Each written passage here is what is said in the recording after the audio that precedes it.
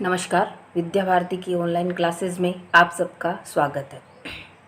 आज कक्षा 9 के लोकतंत्र का पहला पाठ और शेष प्रकरण का अध्ययन हम करेंगे। इससे पूर्व हमने लोकतंत्र क्यों के बारे में अध्ययन किया था। कक्षा में बच्चे आपस में चर्चा करके लोकतंत्र को ही क्यों अपनाना चाहिए, लोकतंत्र की परिभाषा की आवश्यकता क्यों है आदि के बारे में हमने अध्ययन किया था। अब था कि जितने लोकतंत्र क्यों और उसकी परिभाषाओं का हमने अध्ययन किया, उन परिभाषाओं का और उन विशेषताओं का सारांश क्या निकलता है, उसका अध्ययन हम अब आगे के प्रकरण में करेंगे। इसमें परिभाषाओं का सारांश तथा लोकतंत्र के पक्ष और विपक्ष के बारे में भी अध्ययन हम आगे के पाठ में करेंगे। आइए पाठ को आगे शुरू करते हैं। आइए अब तक हुई चर्चा को समेटें। हमने लोकतंत्र की एक सरल सी परिभाषा से बात शुरू की थी कि लोकतंत्र सरकार का एक ऐसा रूप है जिसमें शासकों का चुनाव लोग करते हैं, और इसी का अध्ययन लगभग हमने इस पाठ में किया था, जो उसकी विशेषताओं के रूप में उभर कर हमारे सामने आया था। हमने पाया कि जब तक हम इसके कुछ प्रमुख शब्दों के बारे में और स्पष्ट न हो जाएं, यह परिभाषा पर्याप्त नहीं है। अनेक उदाहरणों के जरिए हमने शासन के एक तरीके के रूप में लोकतंत्र की 4 विशेषताओं को रेखांकित किया। इसके अनुसार लोकतंत्र शासन का एक ऐसा रूप है जिसमें लोगों द्वारा चुने गए शासक ही सारे प्रमुख फैसले करते हैं। चुनाव लोगों के लिए निष्पक्ष अवसर और इतने विकल्प उपलब्ध करवाता है कि वे चाहे तो मौजूदा शासकों को बदल सकते हैं। यह विकल्प और अवसर सभी लोगों को समान रूप से उपलब्ध हों। और चौथी विशेषता थी, इस चुनाव से बनी सरकार संविधान द्वारा तय बुनियादी कानूनों और नागरिक अधिकारों के दायरों को मानते हुए काम करती है। 4 विशेषताओं का अध्ययन किया और इनके आधार पर हमने एक नई लोकतंत्र की परिभाषा को गढ़ने का प्रयास किया, जिसमें आगे हम पढ़ेंगे कि अब है लोकतंत्र की ही क्यों आवश्यकता है, हमें लोकतंत्र को क्यों अपनाना चाहिए। लोकतंत्र क्या था, इसकी चर्चा हमने पहले कर ली। अब करेंगे लोकतंत्र ही क्यों, यानी लोकतंत्र के पक्ष और विपक्ष का अध्ययन हम आगे करेंगे। मैडम लिंगदो की कक्षा में एक बहस शुरू हुई थी। उन्होंने इस अध्याय को यहाँ तक पढ़ाने के बाद छात्रों से पूछा कि क्या उन्हें लोकतंत्र ही शासन का सबसे अच्छा स्वरूप लगता है। इस सवाल पर सबने कोई न कोई टिप्पणी की, यानी कि आगे चर्चा प्रारंभ हुई। बच्चों ने फिर से अपने विचार रखने प्रारंभ किए। लोकतंत्र के गुणों पर चर्चा। योलांदा, हम लोकतांत्रिक देश में रहते हैं। दुनिया भर में सभी जगह लोग लोकतंत्र चाहते हैं। जिन देशों में पहले लोकतांत्रिक शासन प्रणाली नहीं थी, वहाँ भी अब इसे अपनाया जा रहा है। सभी महान लोगों ने लोकतंत्र के बारे में अच्छी अच्छी बातें कही हैं। क्या इतने से यह स्पष्ट नहीं हो जाता कि लोकतंत्र सबसे अच्छा शासन है? क्या अब भी इस पर बहस करने की ज़रूरत है?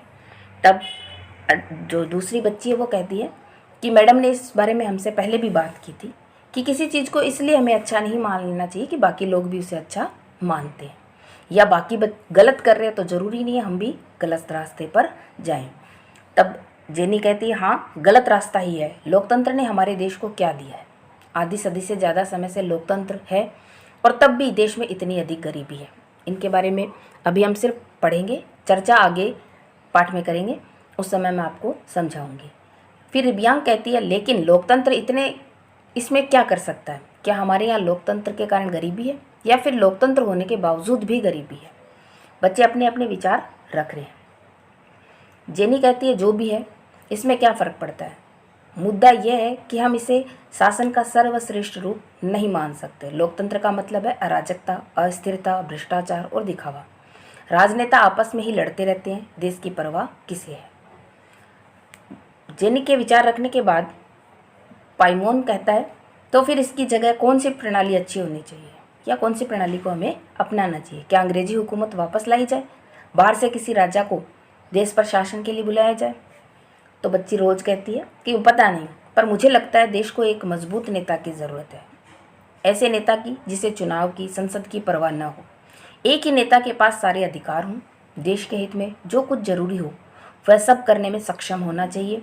सिर्फ इसी से देश में गरीबी और भ्रष्टाचार खत्म होंगे। तभी पीछे से एक बच्चा चिल्लाता है, इसी को तानाशाही कहते हैं।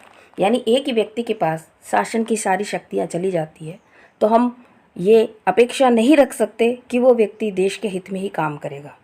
और एक ही व्यक्ति जब सारी शक्तियों का दुरुपयोग करने लग जाता है तो उसे तानाशाही शासन कहते हैं।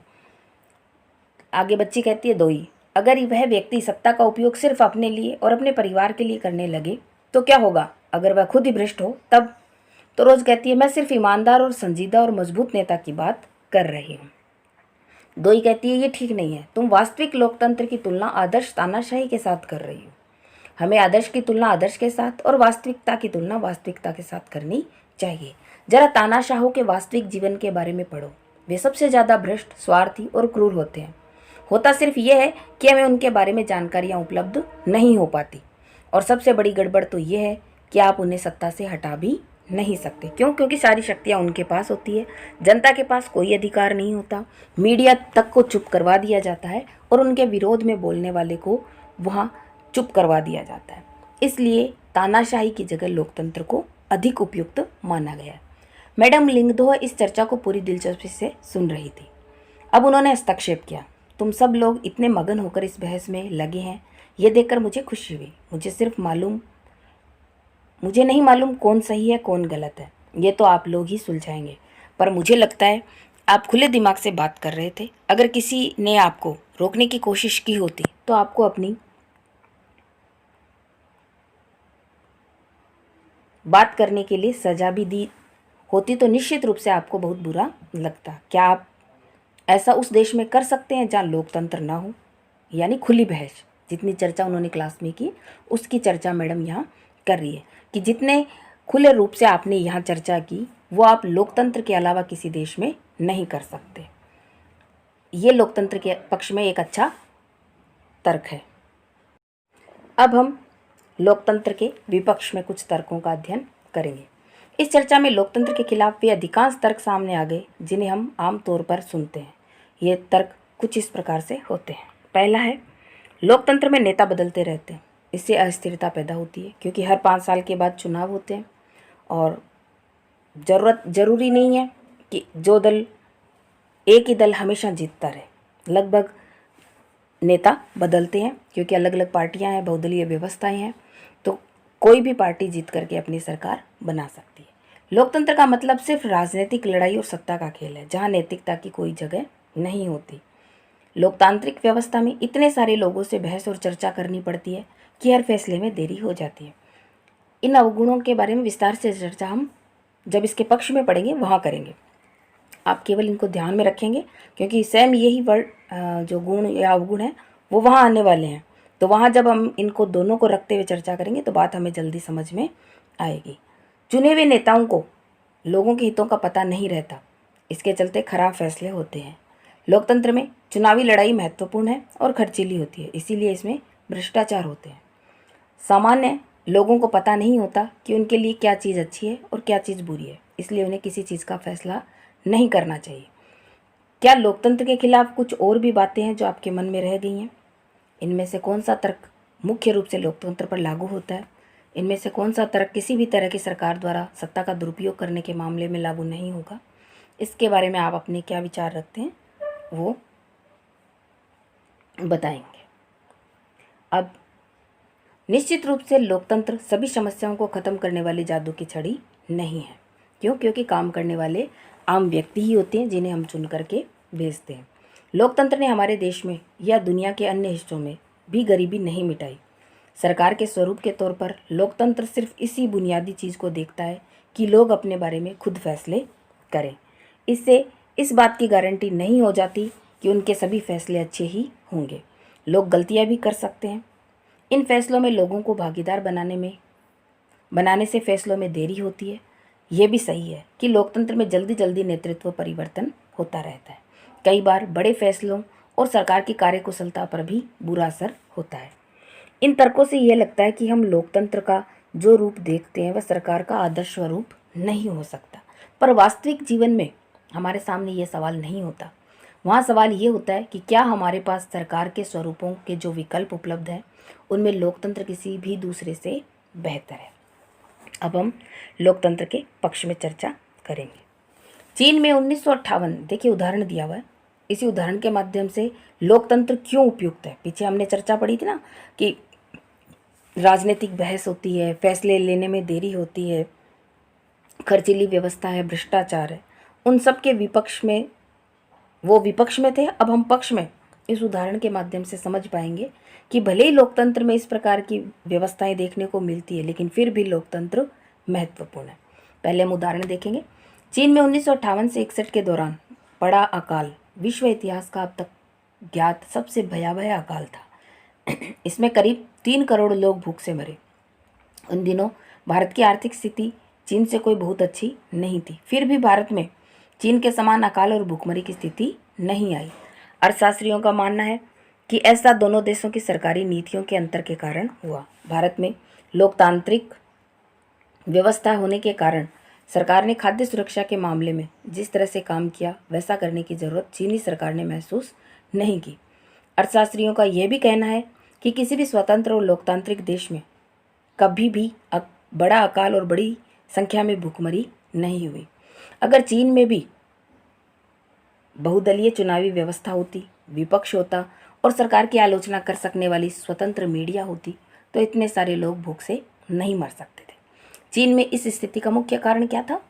मुख्य कारण ये था कि वहाँ साम्यवादी व्यवस्था है और एक ही दल की सरकार बनती है, विपक्ष नहीं है, स्वतंत्र मीडिया नहीं है। कहने का तात्पर्य यह है कि सरकार की गलत कार्यों की आलोचना करने वाला कोई भी स्तंभ वहाँ मौजूद नहीं है, इसलिए वहाँ ऐसी स्थिति पैदा हुई। और भारत में आज तक ऐसी स्थिति पैदा क्यों नहीं हुई? क्योंकि ये सारी व्यवस्थाएं भारत में देखने को मिलती है। स्वतंत्र और मजबूत विपक्ष भी है, मीडिया भी स्वतंत्र है, लोगों के पास भी अधिकार है कि वे अपने चुने हुए प्रतिनिधियों से प्रश्न पूछ सके। इसलिए दोनों व्यवस्थाओं में अंतर है, एक लोकतांत्रिक देश और एक गैर लोकतांत्रिक देश में। ये उदाहरण लोकतंत्र को सर्वश्रेष्ठ शासन पद्धति बताने वाली विशेषताओं में से एक को बहुत स्पष्ट ढंग से सामने लाता है। लोगों की जरूरत के अनुरूप आचरण करने के मामले में लोकतांत्रिक शासन प्रणाली किसी भी अन्य प्रणाली से बेहतर है। गैर लोकतांत्रिक सरकार लोगों की ज़रूरतों पर ध्यान भी दे सकती है और नहीं भी, पर यह सब सरकार चलाने वाले की मर्जी पर निर्भर करेगा। अगर शासकों को कुछ करने की ज़रूरत नहीं लगती तो उनको लोगों की इच्छा के अनुरूप काम करने की ज़रूरत नहीं है, पर लोकतंत्र में ये ज़रूरी है कि शासन करने वाले आम लोगों की ज़रूरतों पर तत्काल ध्यान दें। लोकतांत्रिक शासन पद्धति दूसरों से बेहतर है क्योंकि ये शासन का अधिक जवाबदेही वाला स्वरूप है। अधिक जवाबदेही वाला स्वरूप है से तात्पर्य जनता अपने प्रतिनिधियों को चुनाव के माध्यम से चुनकर भेजती है और सरकार चलाने का अवसर प्रदान करती है, और वहाँ प्रतिनिधि जिन्होंने उनको चुनकर भेजा उनके प्रति पूरी उत्तरदायित्व का निर्वहन करते हुए कार्य का संचालन करती है। गैर लोकतांत्रिक सरकारों की तुलना में लोकतांत्रिक सरकारों के बेहतर फैसले करने का एक अन्य कारण भी है। लोकतंत्र का आधार व्यापक चर्चा और बहसें हैं।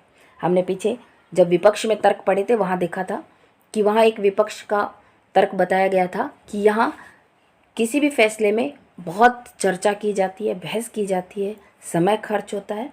अब उसका मुख्य कारण देखिए क्या है कि ये व्यवस्था सही क्यों है? क्योंकि यहाँ पर क्या होता है, पर्याप्त रूप से, व्यापक रूप से किसी भी कानून को बनने से पूर्व उस पर पर्याप्त चर्चा की जाती है, जिसके कारण सभी व्यक्ति अपने अपने विचार व्यक्त करते हैं और गलत चीज़ें जितनी भी होती है उस चीज़ में वो हट जाती हैं और एक अच्छा और सुंदर फैसला निकल कर के सामने आता है, भले ही इसमें समय ज़्यादा लगे। लोकतांत्रिक फैसले में हरदम ज़्यादा लोग शामिल होते हैं, चर्चा करके फैसले लेते हैं, बैठकें होती है।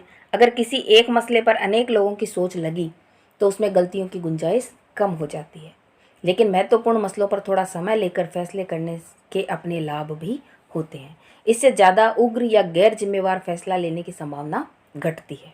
एक ही व्यक्ति जब फैसले लेता है तो निश्चित रूप से उसमें किसी न किसी प्रकार की कोई कमी रह जाती है। तो इस प्रकार लोकतंत्र बेहतर निर्णय लेने की संभावना बढ़ाता है। इसी से जुड़ा तीसरा तर्क भी है कि लोकतंत्र मतभेदों और टकरावों को संभालने का तरीका उपलब्ध करवाता है। वहाँ हमने पढ़ा था कि आपसी मतभेद होते रहते हैं, राजनीतिक गठबंधन, गुटबाजी चलती रहती है, उसके बारे में अब चर्चा करेंगे। किसी भी समाज में लोगों के हितों और विचारों में अंतर होगा। भारत की तरह भारी सामाजिक विविधता वाले देश में इस तरह का अंतर और भी ज़्यादा होता है। अलग अलग इलाकों में अलग अलग समूह के लोग रहते हैं, विभिन्न भाषाएं बोलते हैं, उनकी धार्मिक मान्यताएं अलग अलग होती हैं, जातियां भी जुदा जुदा हैं। दुनिया को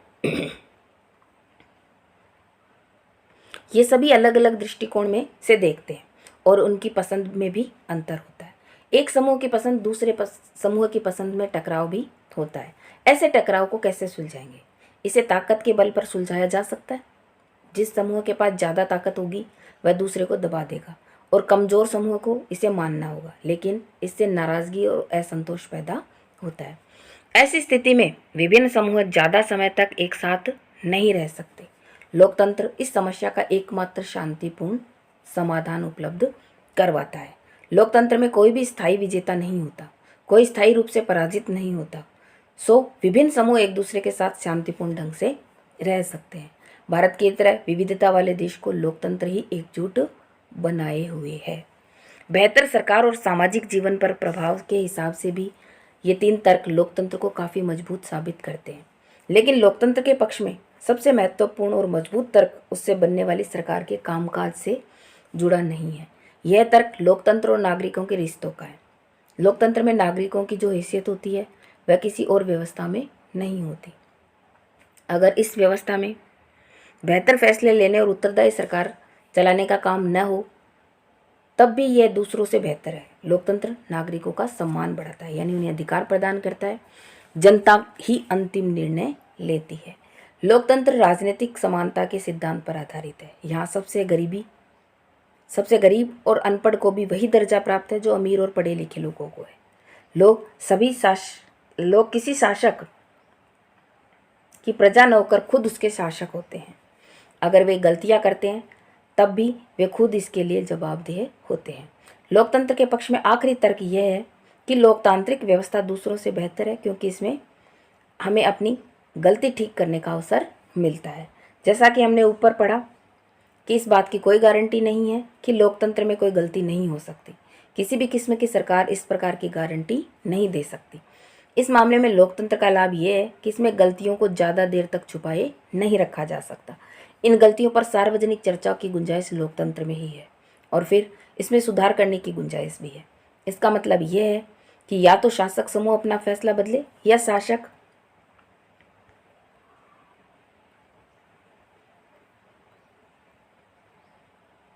समूह को ही बदला जा सकता है।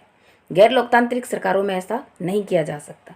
चले अब इस चर्चा को समेटते हैं। लोकतंत्र हमें सब चीज़ नहीं दे सकता और ना ही यह सभी समस्याओं का समाधान है, लेकिन यह साफ तौर पर उन सभी दूसरी व्यवस्थाओं से बेहतर है जिन्हें हम जानते हैं और दुनिया के लोगों को जिनका अनुभव है। ये अच्छे फैसलों के लिए बेहतर अवसर उपलब्ध करवाता है। इसमें लोगों की इच्छाओं का सम्मान किए जाने की ज़्यादा संभावना है और इसमें अलग अलग तरह के लोग ज़्यादा बेहतर ढंग से साथ रह सकते हैं। अगर यह इनमें से कुछ काम करने में असफल रहता है तब भी इसमें गलतियां सुधारने की संभावना होती है और इसमें सभी नागरिकों को ज़्यादा सम्मान मिलता है। इसी वजह से लोकतंत्र को सबसे अच्छी शासन व्यवस्था माना जाता है। अब प्रश्न आता है लोकतंत्र का बृहत्तर अर्थ।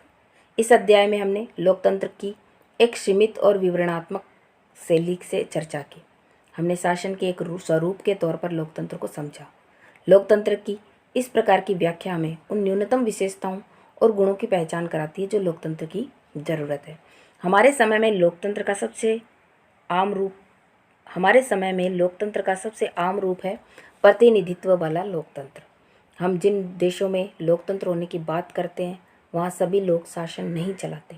सभी लोगों की तरफ से बहुमत को फैसले लेने का अधिकार होता है और यह बहुमत भी स्वयं शासन नहीं चलाता। बहुमत का शासन भी चुने हुए प्रतिनिधियों के माध्यम से ही होता है। ये जरूरी हो जाता है क्योंकि आधुनिक लोकतांत्रिक शासन व्यवस्था में इतने अधिक लोग होते हैं कि हर बात के लिए सबको साथ बैठाकर सामूहिक फैसला कर पाना संभव नहीं हो सकता। अगर ये संभव हो तब भी हर एक नागरिक के पास हर फैसले में भाग लेने का समय, इच्छा और योग्यता की और कौशल नहीं होता। इसमें हमें लोकतंत्र की स्पष्ट लेकिन न्यूनतम जरूरी समझ मिलती है। इस स्पष्टता से हमें लोकतांत्रिक और अलोकतांत्रिक सरकारों में अंतर करने में मदद मिलती है। लेकिन इससे हमें एक सामान्य लोकतंत्र और एक अच्छे लोकतंत्र के बीच अंतर करने की क्षमता नहीं मिल पाती। इससे हम लोकतंत्र को सरकार से परे जाकर नहीं समझ पाते। इसके लिए हमें लोकतंत्र के बृहत्तर अर्थ को समझना होगा।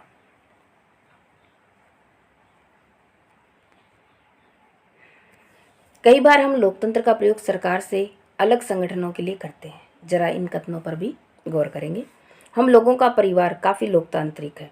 जब भी फैसला करना होता है हम सभी साथ बैठकर आपसी सहमति से फैसले लेते हैं। फैसले में मेरे विचारों का भी उतना ही महत्व होता है जितना मेरे पिताजी का।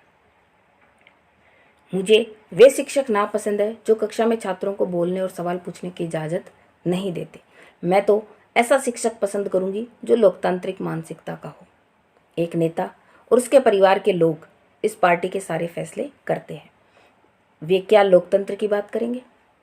कहने का तात्पर्य यह है, 3 उदाहरण दिए गए हैं जिसमें एक परिवार से संबंधित मामला है, एक विद्यालय का है और एक ऐसे परिवार का है जो राजनीति से जुड़ा हुआ है।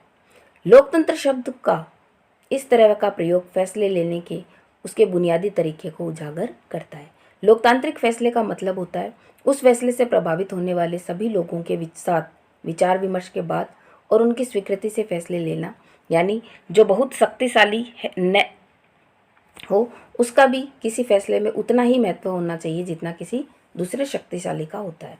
यह बात सरकार या परिवार पर भी लागू होती है और किसी अन्य संगठन पर भी। इस प्रकार लोकतंत्र एक ऐसा सिद्धांत है जिसका प्रयोग जीवन के किसी भी क्षेत्र में हो सकता है। यानी ऊपर हमने जो 3 उदाहरण पढ़े वो तीनों उदाहरण हमें लोकतंत्र के पक्ष में अपने विचार व्यक्त करने का अवसर प्रदान करते हैं। कई बार हम लोकतंत्र शब्द का प्रयोग किसी मौजूदा सरकार के लिए नहीं करके उसके कुछ आदर्शों के लिए करते हैं। इन्हें पाने का प्रयास हमें लोकतांत्रिक शासनों को जरूर करना चाहिए। इस देश में वास्तविक लोकतंत्र तभी आएगा जब किसी को भी भूखे पेट सोने की जरूरत नहीं पड़ेगी। लोकतंत्र में प्रत्येक नागरिक को फैसले लेने में समान भूमिका निभानी चाहिए। इसके लिए वोट के समान अधिकार पर भी अधिकार भर की जरूरत नहीं है। हर नागरिक को इसके लिए सूचना की समान उपलब्धता, बुनियादी शिक्षा, बुनियादी संसाधन और पक्की निष्ठा होनी चाहिए। अगर हम इन आदर्श पैमानों के आधार पर आज की शासन व्यवस्थाओं को परखें तो लगेगा दुनिया में कहीं भी लोकतंत्र नहीं है। फिर भी आदर्श के रूप में लोकतंत्र की हमारी समझदारी हमें बार बार ये याद दिलाती है कि हम लोकतंत्र को इतना महत्व क्यों देते हैं। इससे हमें मौजूदा लोकतांत्रिक व्यवस्थाओं को परखने और उनकी कमजोरियों की पहचान करने में मदद मिलती है। इससे हमें न्यूनतम या कामचलाऊ लोकतंत्र और अच्छे लोकतंत्र के बीच का अंतर समझने में भी मदद मिलती है। इस किताब में हमने लोकतंत्र की व्यापक अवधारणाओं पर ज़्यादा बातें नहीं की। हमने सिर्फ शासन के एक तरीके के रूप में लोकतंत्र के कुछ बुनियादी संस्थागत स्वरूपों की चर्चा की है। अगले साल आप लोकतांत्रिक समाज और अपने लोकतंत्र के मूल्यांकन के तरीकों के बारे में और ज़्यादा बातें जानेंगे।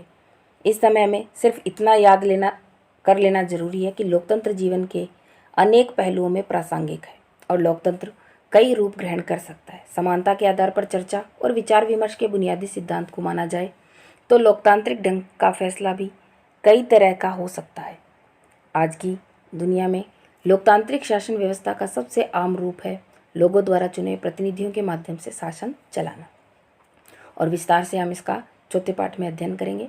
लेकिन जब समुदाय छोटा हो तब लोकतांत्रिक फैसले लेने के दूसरे तरीके भी अपनाए जा सकते हैं। यानी लोकतंत्र भी 2 प्रकार का होता है, प्रत्यक्ष और अप्रत्यक्ष। तो यहाँ छोटा समुदाय है तो प्रत्यक्ष लोकतंत्र की बात की जा रही है। फिर तो सभी लोग साथ बैठकर सीधे वही फैसले कर सकते हैं। किसी गांव की ग्राम सभा को इस तरह का काम करना चाहिए। क्या आप लोकतांत्रिक फैसले लेने के कुछ और तरीकों की कल्पना कर सकते हैं? इसका यह भी मतलब हुआ कि किसी भी देश में आदर्श लोकतंत्र नहीं है। लोकतंत्र की जिन विशेषताओं की चर्चा हमने इस अध्याय में की वे लोकतंत्र की न्यूनतम शर्तें हैं, पर इनसे यह आदर्श लोकतंत्र नहीं बनता। एक आदर्श लोकतंत्र में निर्णय लेने की प्रक्रिया लोकतांत्रिक होनी चाहिए। हर लोकतंत्र को इस आदर्श को पाने का प्रयास करना चाहिए। यह स्थिति एक बार में और एक साथ सभी के लिए हासिल नहीं की जा सकती। इसके लिए लोकतांत्रिक फैसले लेने की प्रक्रिया को बचाए रखने और मजबूत करने की ज़रूरत होती है। नागरिक के तौर पर हम जो भी काम करते हैं वह भी हमारी देश के लोकतंत्र को अच्छा और ख़राब बनाने में मदद करता है। यही लोकतंत्र की ताकत है और यही कमजोरी भी। देश का भविष्य शासकों के कामकाज से भी ज़्यादा नागरिकों के कामकाज पर निर्भर करता है। यही चीज़ लोकतंत्र को अन्य शासन व्यवस्थाओं से अलग करती है। राजशाही, तानाशाही या एक दल के शासन जैसी अन्य व्यवस्थाओं में सभी नागरिकों को राजनीति में हिस्सेदारी करने की ज़रूरत नहीं रहती। दरअसल अधिकांश गैर लोकतांत्रिक सरकारें चाहती ही नहीं कि लोग राजनीति में हिस्सा लें, लेकिन लोकतांत्रिक व्यवस्था सभी नागरिकों की सक्रिय भागीदारी पर ही निर्भर करती है। इसीलिए लोकतंत्र के बारे में पढ़ाई तो हो, लोकतांत्रिक राजनीति पर भी ध्यान केंद्रित करना चाहिए। धन्यवाद।